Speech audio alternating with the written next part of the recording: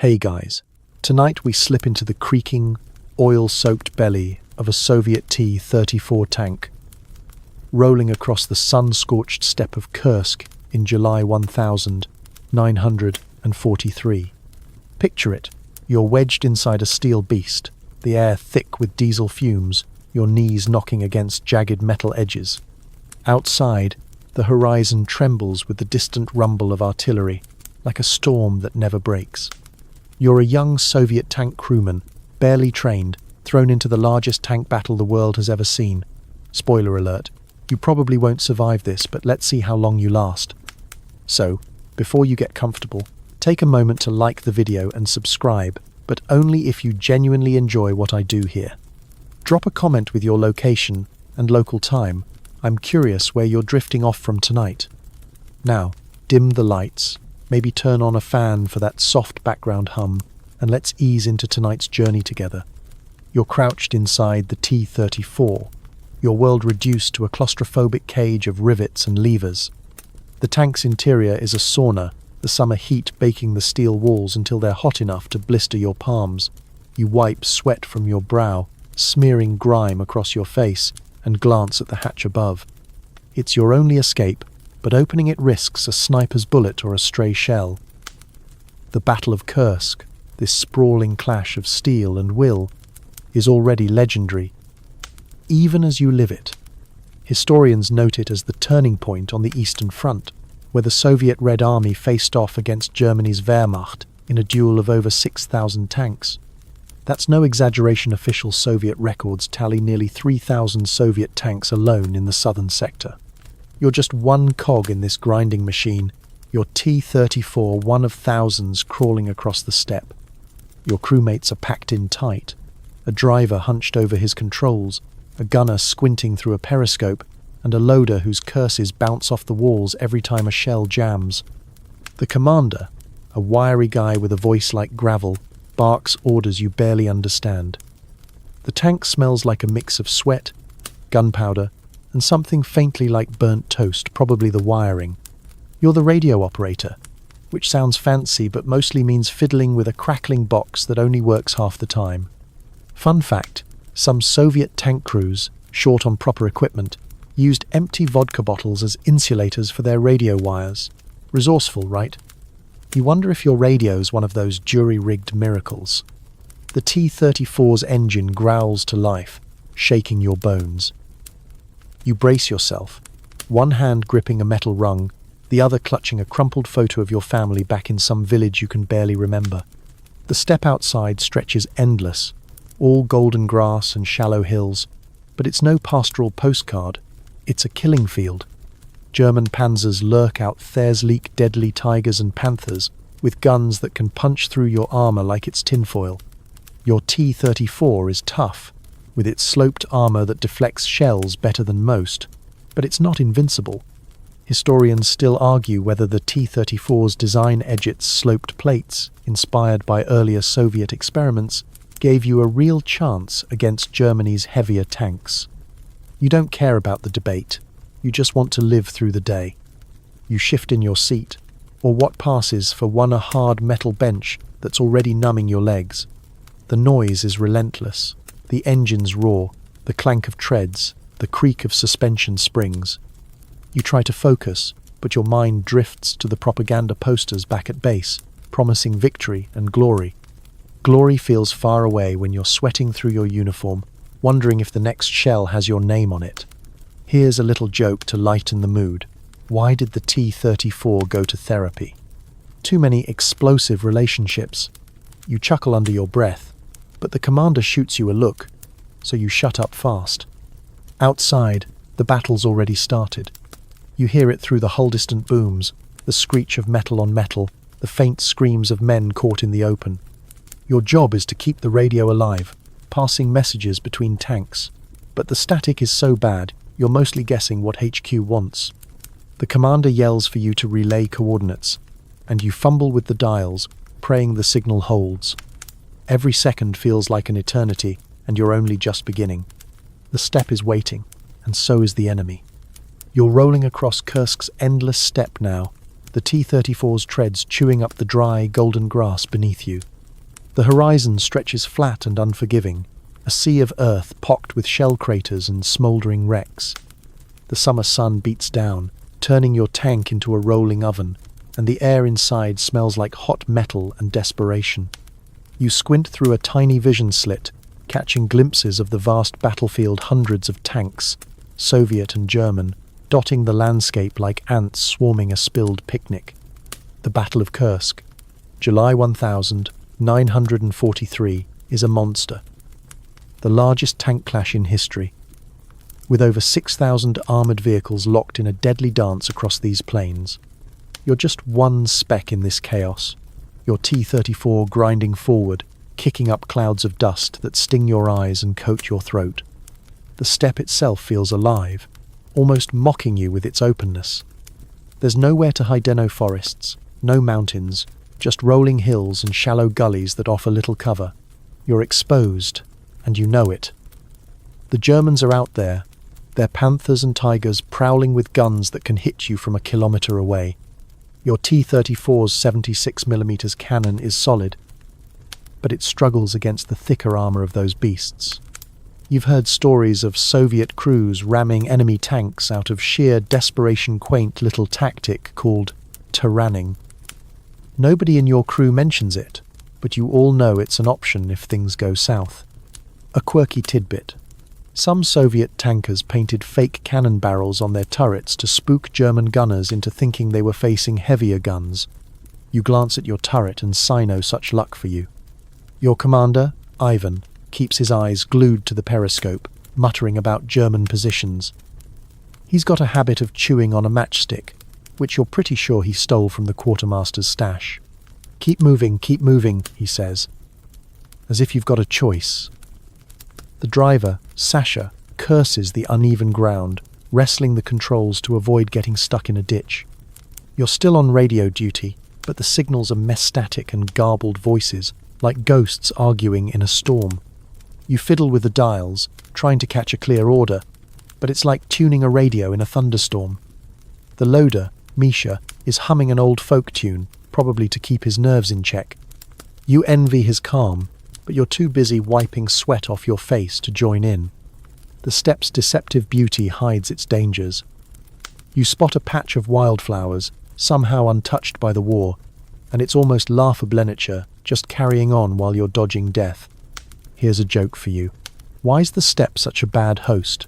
Because it keeps throwing tanks at you. You smirk, but nobody hears it over the engine's roar. The ground shakes as a shell lands nearby, spraying dirt against the hull. You flinch, your heart pounding like a drum. Ivan snaps at you to focus, and you nod, pretending you weren't just imagining your own obituary. Historians still argue whether Kursk's open terrain favoured the Soviets, or the Germans more. Your T-34's speed thrives in wide spaces, but so do German long-range guns. You don't care about the debate, you just want to avoid becoming a statistic. The radio crackles again, and this time you catch a fragment. Advance to grid 47. You relay it to Ivan, who grunts and adjusts the map pinned to the turret wall. It's a crumpled, grease-stained thing, barely legible, but it's all you've got. You're heading deeper into the fray now, the steppe swallowing you whole. Every bump in the terrain feels like a trap, every shadow a potential panzer. You grip the radio headset tighter, wishing you could hear something that promises you'll make it through the day. You jolt awake inside the T-34, the engine's growl snapping you out of a half-dream where you were back home, eating borscht with your mother. It's the 5th of July, 1943, the morning the Battle of Kursk kicks off in earnest, and the air is already thick with the promise of chaos. The steppe outside hums with activity, hundreds of Soviet tanks revving their engines, their exhausts painting the dawn sky in oily haze. You're still on radio duty, your headset buzzing with static and shouted orders, but the real noise is outside, a symphony of artillery fire, distant explosions, and the screech of tank treads. The offensive has begun, and you're rolling straight into it, your T-34 lurching forward like a stubborn mule. The Soviet plan, codenamed Operation Kutuzov, in some sectors, is to blunt the German advance and turn their own offensive against them. It's a bold strategy, but you're too busy trying not to puke from the tanks swaying to care about the big picture. The morning sun is brutal, already baking the steppe into a dusty furnace. You're sweating through your uniform, the coarse fabric sticking to your skin like a second, itchier layer. Your crewmates are no better off. Sasha, the driver, wipes his brow with a rag that's more dirt than cloth, while Misha, the loader, fumbles with a 76mm shell, muttering about how it's heavier than his ex-wife's grudges. You crack a weak smile at that one. It's the kind of gallows humor that keeps you sane. The commander, Ivan, is all business, his eyes locked on the periscope as he scans for threats. "Eyes open, comrades," he says, his voice low but sharp. You nod, though you're not sure if he's talking to you or the universe. Through your vision slit, you catch glimpses of the battlefield waking up. Soviet T-34S and heavier KV-1S rumble alongside you, their turrets swiveling like nervous animals. In the distance, German Panzerschläge, menacing shapes creep forward, their guns flashing with each shot.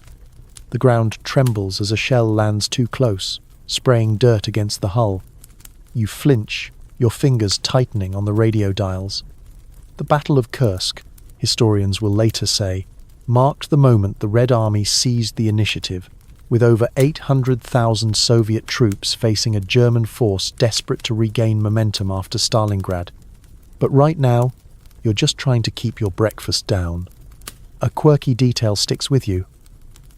Some Soviet tankers, short on proper tools, used hammers and sheer willpower to fix jammed turrets in the field. You glance at the rusty toolbox wedged under your seat and hope you won't need to test that theory. The radio crackles, spitting out a garbled order to hold position.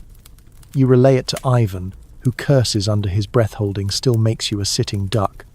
Historians still argue whether the Soviet decision to dig in and absorb the German assault before counterattacking was genius or reckless. You're leaning toward reckless, given the way your stomach's churning. The air inside the tank is stifling, a mix of diesel fumes and the sour tang of unwashed bodies. You try to focus on the radio, but the noise outside is overwhelming. Booms, screams, the high-pitched whine of ricocheting shells. You wonder how anyone keeps their head in this madness. Here's a little joke to break the tension. Why did the tank go to school? To improve its track record. You don't dare say it aloud. Ivan's not in the mood for your nonsense. Instead, you adjust your headset, praying for a clear signal. The steppe stretches out before you, endless and unforgiving, and the morning's only just begun. You're already exhausted, but there's no turning back now.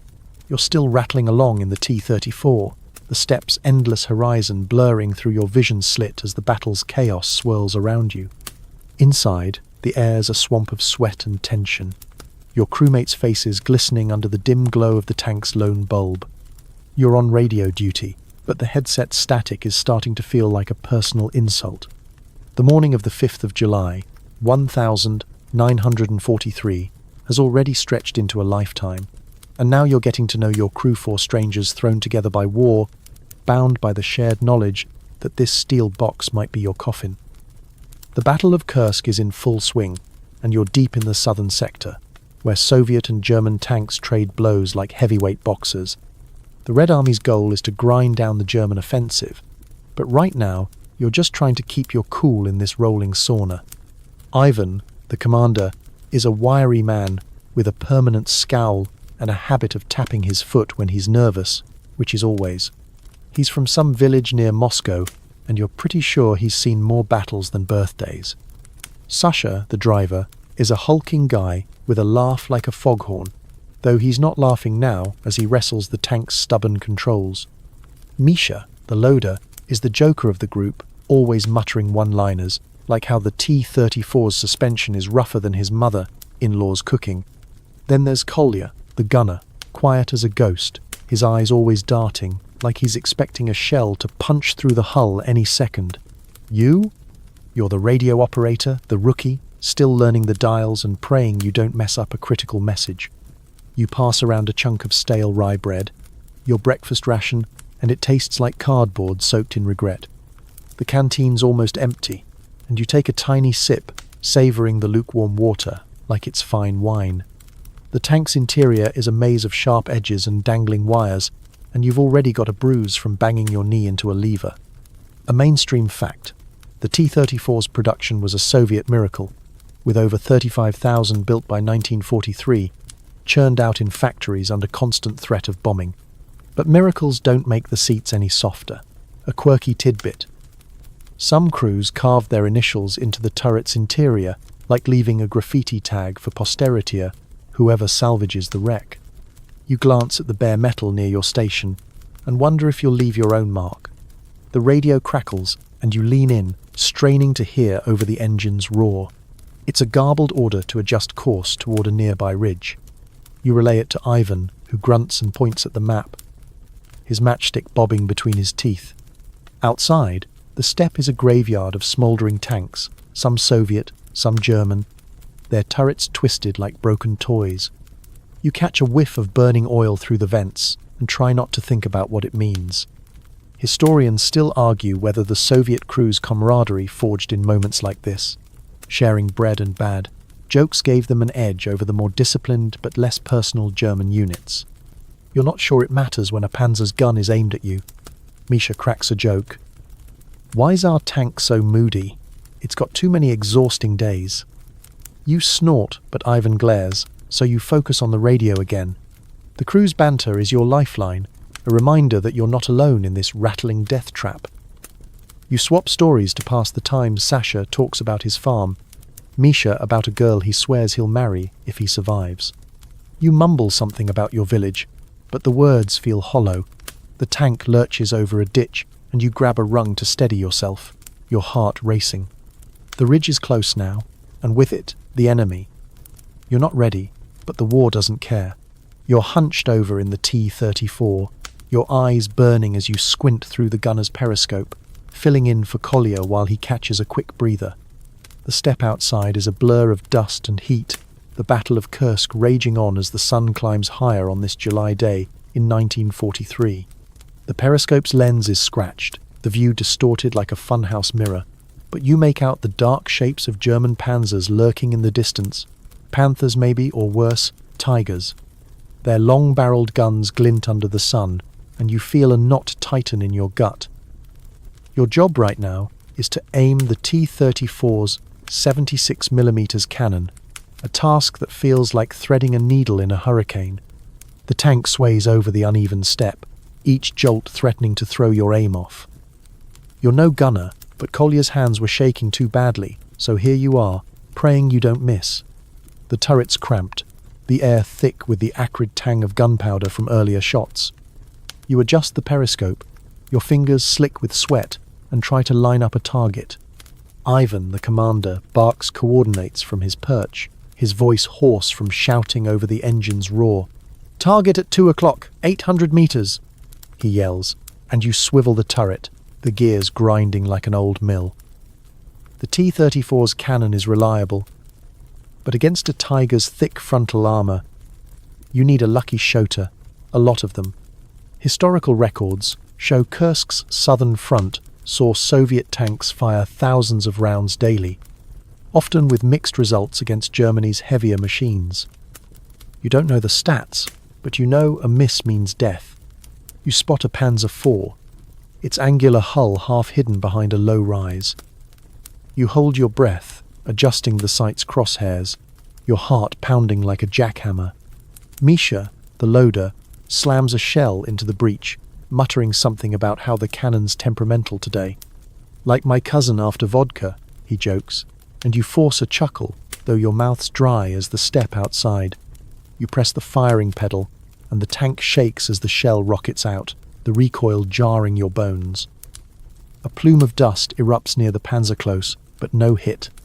You curse under your breath, and Ivan snaps at you to try again. The enemy tank's turret is turning your way now, and you feel like a mouse staring down a cat. A quirky tidbit: some Soviet gunners swore by aiming for the tracks to disable German tanks, even taping crude sketches of weak points inside their turrets for reference. You glance at the turret wall, but there's no cheat sheet here, just Misha's scratched-in doodle of a smiling cow. Historians still argue whether the T-34's simple optics, often fogged or misaligned, cost more lives than German marksmanship. You're living that debate right now, your vision swimming as you line up another shot. The radio crackles behind you, spitting static, but you ignore it. Collier's back, taking over with a nod. You slide back to your radio station, relieved but still shaking. The steppe outside is a chaos of smoke and fire, Soviet and German tanks weaving through the dust like ships in a storm. You catch a glimpse of a burning T-34, its crew scrambling out before a secondary explosion lights up the sky. Your stomach twists, but you focus on the radio, trying to catch HQ's next order. Another joke to lighten the mood. Why's the periscope so grumpy? It's tired of seeing the same old panzers. Nobody laughs, but Misha gives you a tired grin. The tank lurches forward, Ivan shouting to advance toward a shallow gully. You're still alive, but every second feels borrowed, and the German guns are still out there, waiting. You're huddled inside the T-34, the steppe outside cloaked in the eerie quiet of nightfall, a rare pause in the relentless churn of the Battle of Kursk. It's still July 1943, and the darkness is a heavy blanket, broken only by the occasional flash of distant artillery or the glow of a burning tank wreck. The air inside the tank is cooler now, but it's still thick with the smell of sweat and gunpowder, and your bones ache from hours of jarring movement. The engine's off to save fuel, and the silence is unnerving without the constant roar. Every creak of the hull sounds like a German saboteur sneaking up.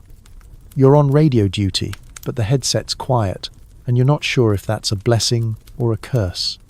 The day's losses weigh on you, tanks reduced to smouldering husks, crews you knew by their call signs now gone. Soviet losses at Kursk, historians will later tally, reached over 800,000 men by the battle's end. A grim reminder of the cost you're living through. You lean back against the turret wall, the metal cold against your spine, and share a cigarette with Misha, the loader, who's sprawled out like he's trying to claim every inch of the cramped space. Ivan, the commander, is outside, scouting the perimeter with Kolya, their whispers barely audible. Sasha's snoring softly at the driver's station, his head slumped against the controls. You're supposed to be on watch, but the exhaustion is winning, your eyelids heavy as lead. A quirky tidbit. Some Soviet tankers swore that sleeping inside their tanks brought good luck, claiming the steel kept their dreams safe from German shells. You're not sure you buy it. But you're too tired to argue with superstition. The steppe at night is a different beast. Its vastness feels oppressive, like it's swallowing you whole. You peer through the vision slit, catching glimpses of stars between wisps of smoke. The silence is broken by a distant howl, maybe a wolf, maybe just the wind playing tricks. You remember Misha's cow-doodle on the turret and wonder if he's dreaming of pastures instead of panzers. A faint joke to keep your spirits up. Why's the night so quiet? It's plotting tomorrow's chaos. You smirk, but the humor feels hollow when you're surrounded by ghosts of the day's fighting. Historians still argue whether the Soviet decision to pause major offensives at night during Kursk saved lives, or gave the Germans time to regroup. You're just grateful for the breather, even if it's laced with dread. The radio crackles faintly, and you adjust the dials, hoping for a signal. But it's just static white noise that feels like the war's heartbeat. You take a drag on the cigarette, the smoke curling in the dim light, and pass it back to Misha. He mumbles something about his girl back home, and you nod, pretending you're listening. But your mind's on the wrecks you saw today, twisted metal, lives snuffed out in seconds. You shift, your legs cramped from sitting too long, and pull out the crumpled photo of your family. It's too dark to see their faces, but holding it grounds you, a reminder of why you're enduring this. Another joke to break the tension. Why's the tank so bad at hide? And seek. It's always creaking. Misha chuckles, a low rumble, and you feel a flicker of warmth in the cold night. Ivan and Kolya climb back in, their boots scraping the hull, and the mood shifts back to business. Ivan mutters about German movements spotted nearby, and you brace yourself. The night's quiet, but it's a liar, and dawn will bring the war roaring back. You're still wedged inside the T-34, the air heavy, with the stench of oil and sweat as the Battle of Kursk grinds on. It's July 1943, and the step outside is a cauldron of smoke and steel. But right now, your world is shrinking to the faltering heartbeat of your tank. The engine sputters, a sickly cough that makes your stomach drop. Sasha, the driver, curses under his breath, his hands white-knuckling the controls as he tries to coax the T-34 forward. The temperature gauge is deep in the red, and a faint grinding noise from the transmission feels like nails on a chalkboard. You're on radio duty, but the headset's silent for Oncino orders, just static, which is somehow worse. The tank's mechanical woes are no surprise. Soviet records from Kursk show that breakdowns were as deadly as enemy shells, with over 30% of T-34S lost to mechanical failures rather than combat. The tank lurches to a stop, and Ivan, the commander, snaps at Sasha to diagnose the problem. You're parked in a shallow dip in the steppe, barely concealed by a patch of tall grass, and the distant boom of artillery reminds you that stopping is a death sentence. German panzers are out there, their guns hunting for easy targets like your stalled beast. You crawl toward the engine compartment, squeezing past Misha, who's clutching a shell like it's a teddy bear. The toolbox under your seat is a sad collection of bent wrenches and a hammer that's seen better days. A quirky tidbit. Some Soviet crews carried spare parts tied to the hull with rope, hoping to patch their tanks under fire. You glance outside and see nothing but dust and wreck snow, spare parts ferry coming to save you. Sasha pops the engine hatch, and a wave of heat hits you, carrying the smell of burnt oil. He mutters about a clogged fuel line, maybe a busted gear, but you're no mechanic, so you just hand him tools and try not to panic. The radio crackles, and you scramble back to your station, hoping for orders to retreat, but it's just more static. Ivan's pacing Gore as much as you can pace in a tank, his face tight with worry. Kolya, the gunner, keeps his eyes glued to the periscope, muttering about a shadow moving 500 meters out. You don't want to know if it's a panzer or just your imagination. Historians still argue whether the T-34's reliability issues rushed production led to spotty welds and weak transmissions cost the Soviets more than German tactics did. You're living that debate, and it's not academic when a shell screams overhead. You pass Sasha a wrench, your hands shaking as another explosion rocks the ground nearby. Misha tries to lighten the mood. Why's the engine so lazy? It's on a smoke break. You force a grin, but your heart's not in it. Sasha's swearing now, his hands black with grease as he yanks at a fuel line. You're all exposed, a sitting duck in a war zone, and every second feels like borrowed time. You crack another joke to keep sane. Why's the tank so stubborn? It's got too much treaditude. Nobody laughs, but Misha gives you a tired thumbs up. The radio finally spits out a garbled order to move to a nearby ridge, but you're not going anywhere until Sasha works a miracle. The step outside is a haze of dust and fire, the air thick with the stench of burning metal. You glance at the crumpled map on the turret wall, its edges singed from a stray spark. Sasha grunts, the engine coughs, and suddenly it roars back to life, shaking the hull. You cheer, but Ivan cuts you off with a sharp, "Focus!" The tank lurches forward, and you're moving again, but the grinding noise lingers, a reminder that your T-34's on its last legs. You grip the radio headset, praying for a clear signal, as the ridge and whatever's waiting there draws closer. You're still crammed inside the T-34, the air so thick with heat and diesel fumes you can barely think straight. It's July 1943, deep in the Battle of Kursk, and the steppe outside is a furnace of dust and death. Your uniform is soaked, clinging to your skin like a wet rag, and every breath feels like sucking on a hot pipe. You're back on radio duty, your headset buzzing with static and half-heard orders, but right now, survival means rationing what little you have: water, courage, and sanity. The canteen's down to a few sips, and you pass it to Misha, who takes a grudging gulp before handing it back. The Battle of Kursk, historians will later note, stretched Soviet logistics to the breaking point, with supply lines struggling to deliver basics like water and ammo to the front. You're living proof of that, your throat dry as the cracked earth outside. The tank lurches over a rut, and you grab a rung to keep from smacking your head. Shells scream overhead, some landing close enough to rattle the hull with dirt and shrapnel. You're under constant fire now, German artillery pounding the Soviet lines like a blacksmith hammering an anvil. Ivan, the commander, is barking orders, his matchstick long gone, probably chewed to splinters. Sasha wrestles the controls, cursing the stepp's uneven ground, while Kolya squints through the periscope, muttering about spotting a panzer's silhouette. Misha's loading shells, his arms moving like a machine, but you catch him wincing, probably pulled something from the weight. You're all running on fumes, and not just the diesel kind. A quirky tidbit. Soviet tank crews sometimes used their own urine to cool overheated machine guns, a desperate trick when water was scarce. You glance at the empty canteen and hope it doesn't come to that, but you're not above it if push comes to shove.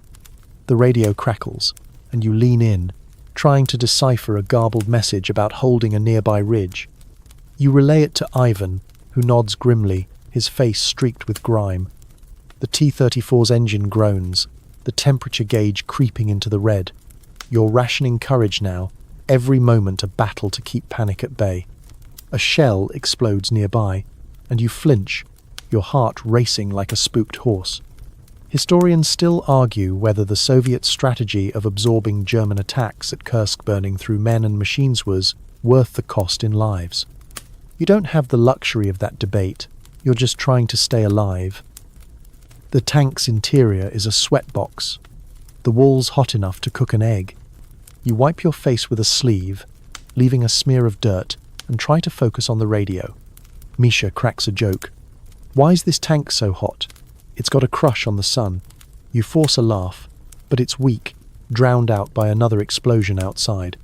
Sasha grumbles about needing a cigarette, and you're tempted to join him, even though you don't smoke. You take another sip from the canteen, barely a drop, and pass it to Kolya. He shakes his head, giving it back either he's being noble or he's too nauseous to drink. The steppe outside is a blur of smoke and fire, the ground littered with the husks of tanks, some still burning. You catch a glimpse of a Soviet crew running from a wrecked T-34, only to vanish in a burst of shrapnel. Your stomach twists, but you shove the fear down, focusing on the radio's static. Another joke to keep things light. Why's the canteen so stingy? It's saving itself for a better crew. Nobody laughs, but Misha gives you a tired nod. The ridge is close now, and with it, more fighting. You're rationing everything, but courage is the hardest to spare. You're back in the T-34, the night's fleeting calm shattered as the radio crackles to life, spitting out orders like an angry hornet's nest. It's still July 1943, and the Battle of Kursk is a relentless beast, even in the pre-dawn gloom. The steppe outside is a shadow world of flickering fires and twisted tank wrecks, but you're too busy wrestling with the radio to notice. The headset's static clears just enough for you to catch a frantic command. Advance toward a salient bulge in the front line where German forces are pushing hard. Your stomach twists. Salients are meat grinders, and you're rolling right into one. Ivan, the commander, grunts acknowledgement, his face lit by the faint glow of the map as he traces the route. The T-34's engine roars back to life, shaking your bones as Sasha steers toward the coordinates. The Battle of Kursk, historians will later confirm, hinged on these brutal pushes, with Soviet forces counterattacking to disrupt German breakthroughs often at a horrific cost. The air inside the tank is stale, a mix of sweat and the faint metallic tang of fear.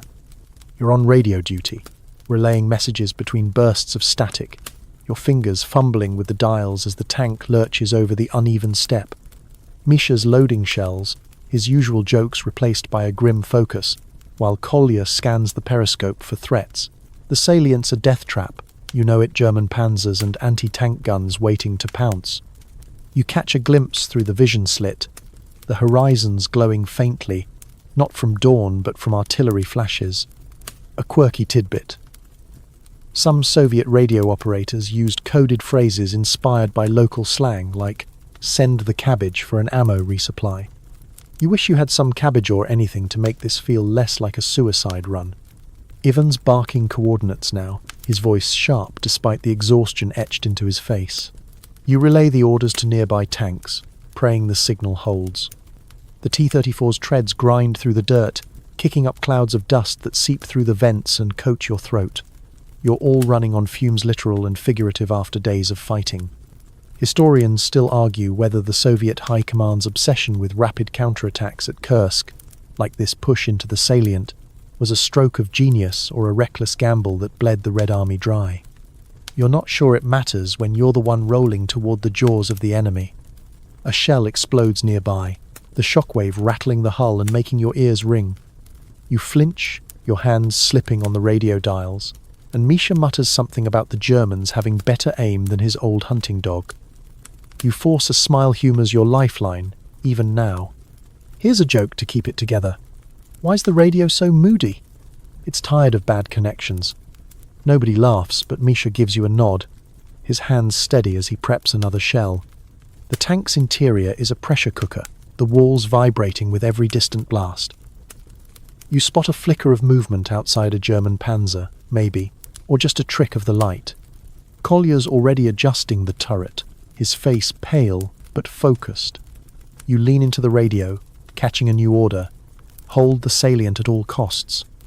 Your heart sinks, but you relay it to Ivan, who curses and adjusts the map. The steppe outside is a maze of craters and wreckage, the air thick with smoke. Another joke to fend off the dread. Why is the salient so popular?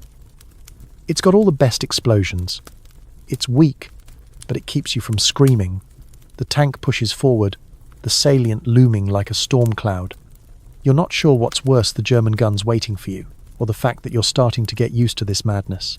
You're still rattling along in the T-34, the steppes uneven ground jarring your spine as you plough toward the salient in the Battle of Kursk, July 1943. The air inside the tank is a swamp of heat and grime, your uniform plastered to your skin like a bad tattoo. The radio's quiet for now, but the silence feels like a trap, and you're braced for the next burst of static or worse, the scream of an incoming shell. The terrain outside is a nightmare. Thick, sticky mud clings to the T-34's treads, slowing you to a crawl, while the threat of anti-tank mines looms like a ghost. Every rut and ditch could hide a deadly surprise, and you're hyper-aware that one wrong move could turn your tank into a fireball. Soviet records from Kursk note that mines were a constant menace, disabling hundreds of tanks and forcing crews to navigate like they were tiptoeing through a viper's nest. Sasha, the driver, is cursing up a storm, wrestling the controls as the T-34 bogs down in a particularly soupy patch of mud. The engine groans, the treads spinning uselessly, spraying muck against the hull. Ivan, the commander, leans over, shouting for Sasha to ease off before the transmission gives out. Again, remember that coughing engine from earlier? It's still a sore spot. You're on radio duty, but there's no signal, so you're left gripping the headset, feeling useless as the tank fights the earth itself. Misha, the loader, peers through a vision slit, muttering about how the steppe's mud is stickier than his aunt's porridge. You crack a weak joke to keep the mood light. Why's the mud so clingy? It's got separation anxiety. Misha snorts, but the tension's thick enough to choke on. A quirky tidbit. Some Soviet crews tied logs to their tanks' hulls, hoping to use them as makeshift bridges over muddy patches, a trick born of desperation. You glance at the bare hull and wish you'd thought of that. The radio finally crackles, spitting out a garbled warning about a minefield ahead. You relay it to Ivan, who curses and scans the map, its edges curling from the heat. The steppe outside is a death trap, pocked with craters and littered with the skeletons of tanks caught by mines or artillery. Historians still argue whether the Soviet advance through Kursk's muddy terrain, slowed by summer rains, gave the Germans time to fortify their lines or simply exhausted both sides.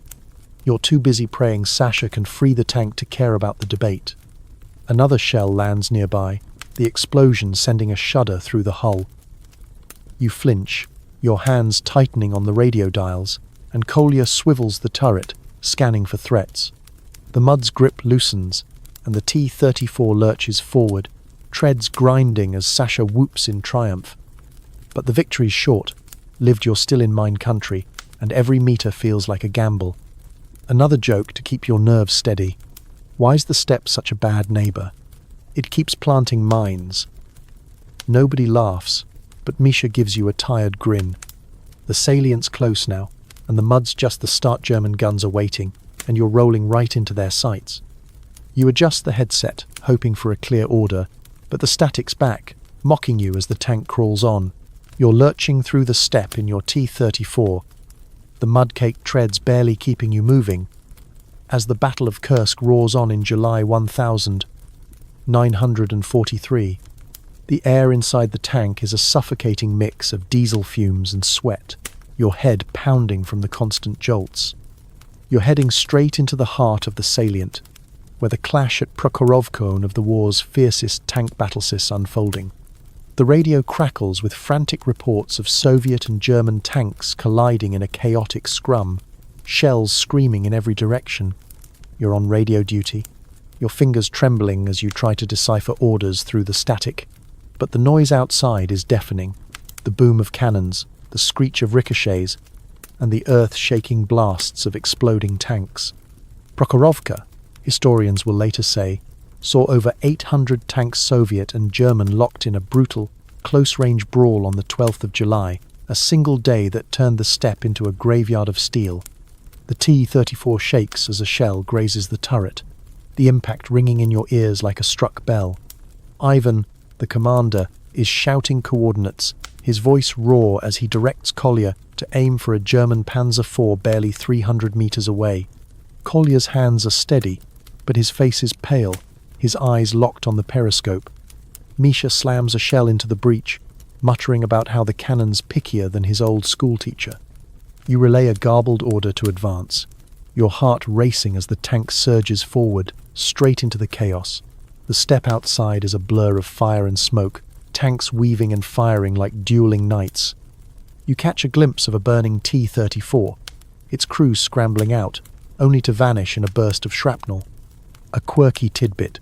Some Soviet tankers at Prokhorovka tied red flags to their antennas to avoid friendly fire, though in the dust and confusion, it didn't always work. You glance at your antenna through the vision slit. No flag, just a bent piece of metal. Historians still argue whether Prokhorovka was a Soviet victory or a costly draw, with both sides losing hundreds of tanks in hours.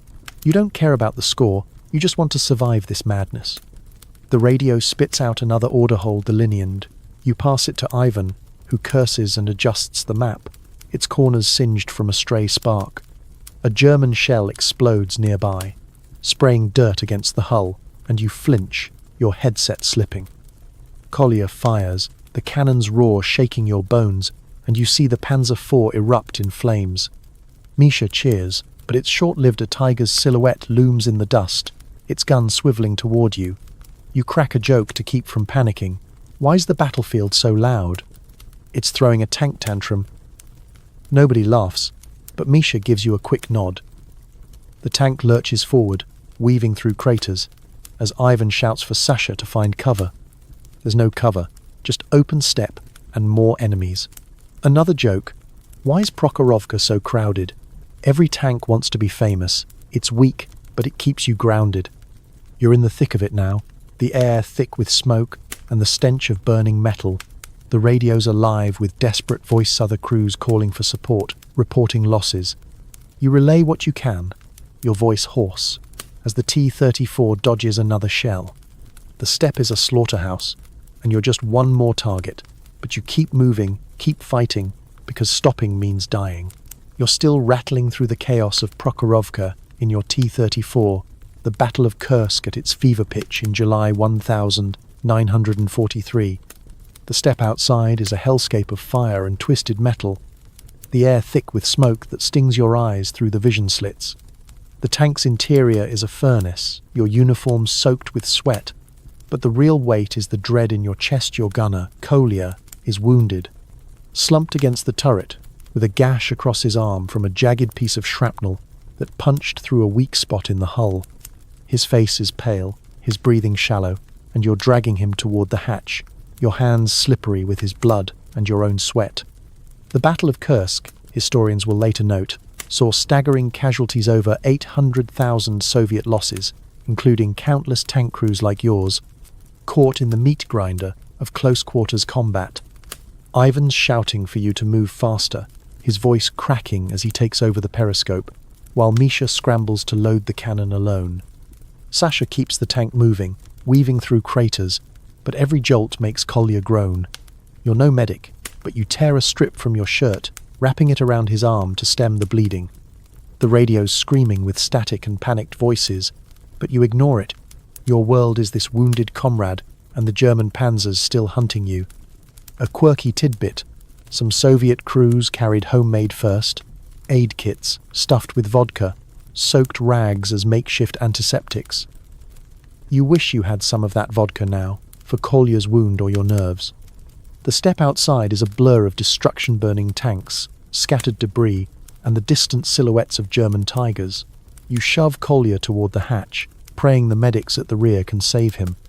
The air's thick with the stench of burning oil, and something worse, lives snuffed out in seconds.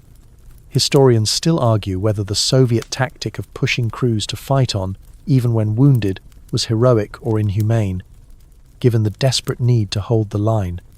You're not sure it matters when Kolya's blood is on your hands, and you're wondering if you're next. You manage to get Kolya out, passing him to a pair of grim-faced infantrymen who materialize from the smoke. They drag him toward a makeshift aid station, and you slam the hatch shut, your heart pounding like a drum.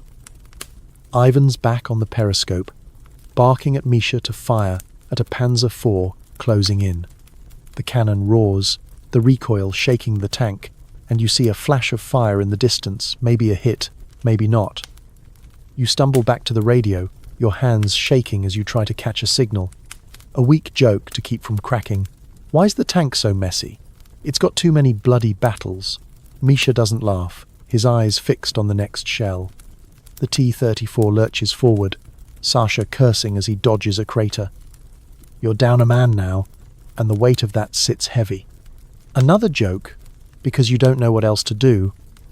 Why's Kolya so quiet? He's taking a red nap. It's grim, and Ivan shoots you a look. But you're past caring. The radio crackles with an order to regroup, but you're still in the thick of Prokhorovka, German guns everywhere. You glance at the spot where Kolya sat, his blood still wet on the floor, and wonder if you'll make it out to tell his story or anyone's. You're still inside the battered T-34, the air thick with the metallic tang of blood and the lingering sting of gunpowder as the Battle of Kursk rages on in July 1943.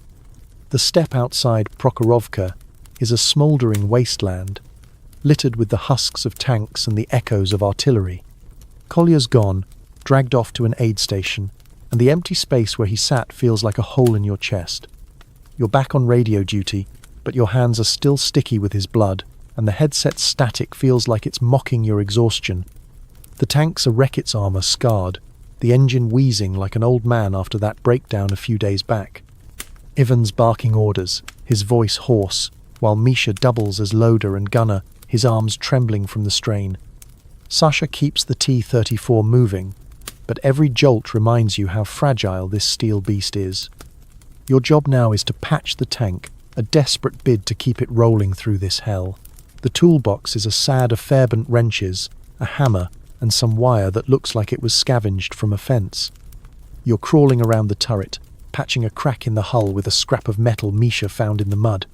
Soviet tank crews, historians will note, often repaired their T-34S under fire, using whatever they could find. Spare parts were scarce, with factories struggling to keep up with Kursk's losses. You're no engineer, but you hammer the scrap into place, praying it holds against the next shell. A quirky tidbit: some crews used chewing gum to seal minor leaks in fuel lines, a trick born of desperation. You've got no gum, just sweat and stubbornness. The steppe outside is a chaos of smoke and fire. German panzers still prowling like wolves. A shell screams past, close enough to rattle your teeth, and you duck instinctively, banging your head on a lever. Ivan's shouting for Misha to fire, and the cannon roars, the recoil shaking the patch you just fixed. You glance at it, half expecting it to pop loose, but it holds for now.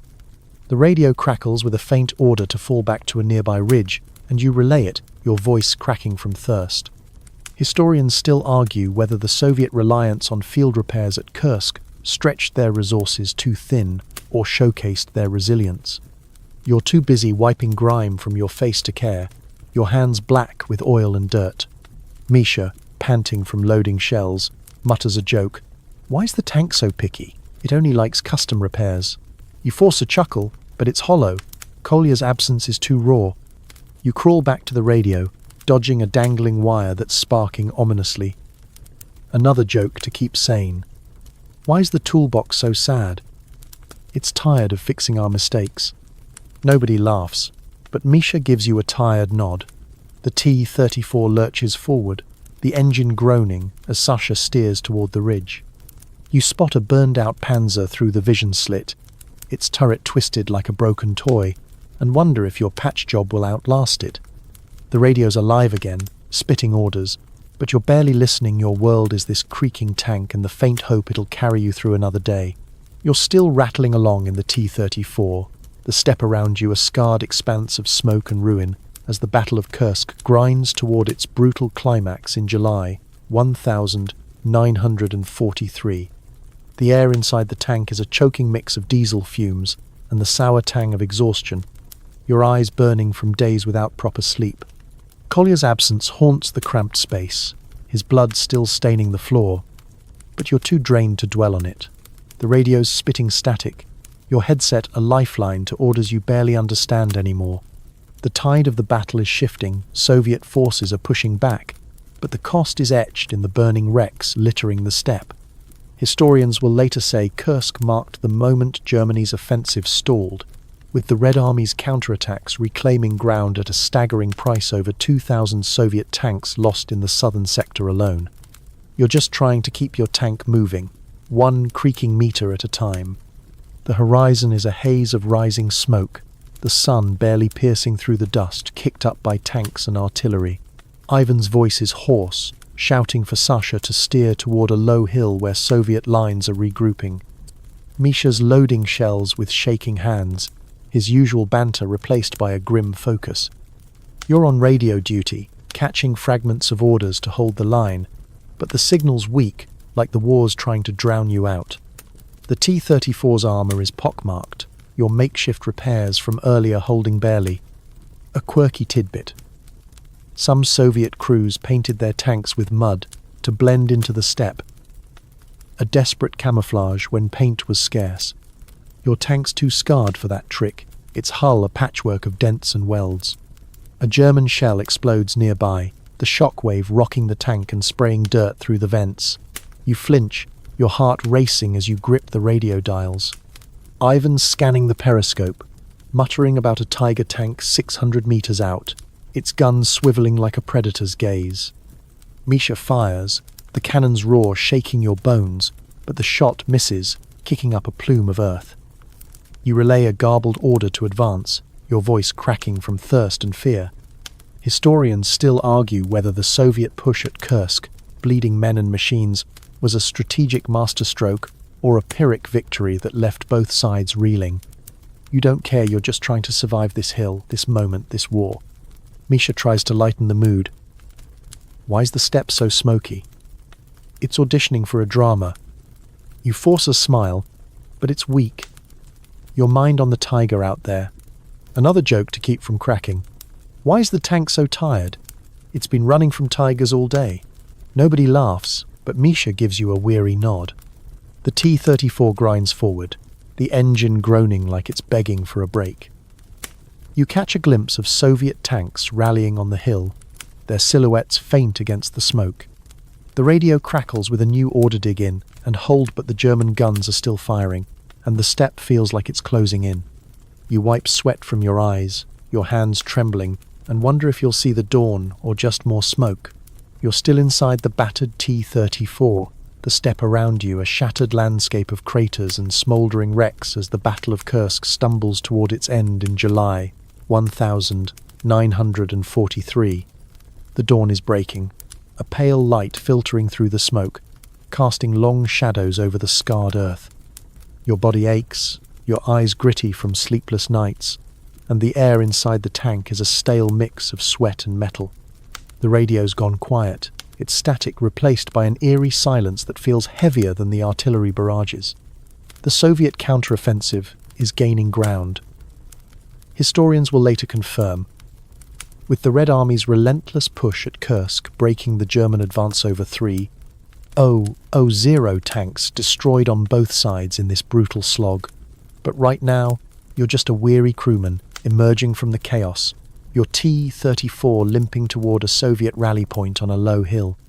Ivan's slumped against the turret, his face etched with exhaustion, his matchstick long gone. Sasha steers the tank, his hands steady, despite the dark circles under his eyes. Misha's loading shells slower now, his arms heavy from days of relentless work. Kolya's absence still stings, his blood a dark stain on the floor. You're on radio duty, but there's nothing to relay, just the faint crackle of a dead signal. The steppe outside is quieter, the German guns falling silent as their lines retreat. A quirky tidbit, some Soviet tankers left messages scratched on their tanks' hulls, hoping future crews would find them a kind of battlefield graffiti. You trace a finger over Misha's cowdoodle on the turret, wondering if it'll outlast you. The tank creaks to a stop on the hill, joining a ragged line of Soviet T-34S and KV-1S. You peer through the vision slit, seeing infantrymen trudging past, their faces as worn as yours. The air smells of burnt metal and earth, but there's a hint of morning dew, a fleeting reminder of life beyond the war. Historians still argue whether Kursk's victory was worth its cost hundreds of thousands dead, entire divisions gutted, or if it was the turning point that broke the Wehrmacht's spine. You're too tired to care. You're just glad to be breathing. The dawn's light a small mercy. After days of fire and smoke, Misha mutters a joke. Why's the dawn so shy? It's scared of the steppe's temper. You manage a weak chuckle, your first real one in days. Another joke to keep the ghosts at bay. Why's the tank so quiet? It's dreaming of peace. Nobody laughs, but Misha's grin is enough. Ivan climbs out to confer with other commanders, and you lean back, the metal cool against your back. The war's not over, but this battle is fading, and you're still here, somehow. The world softens now, the steppe's harsh edges blurring as the dawn grows brighter, its light spilling over the horizon like a gentle promise. You close your eyes, the T-34's creaks fading into a distant hum, like a lullaby sung by steel. The smoke drifts away, carried on a breeze that smells faintly of grass, not war. You're safe for now, wrapped in the quiet of this moment. The battle's roar a memory that's slipping like sand through your fingers. Let the weight of the day lift, your breath slowing, each one deeper, softer, carrying you toward rest. The steppe is still, the tank silent, and you're drifting, cradled by the rhythm of a world at peace, if only for tonight.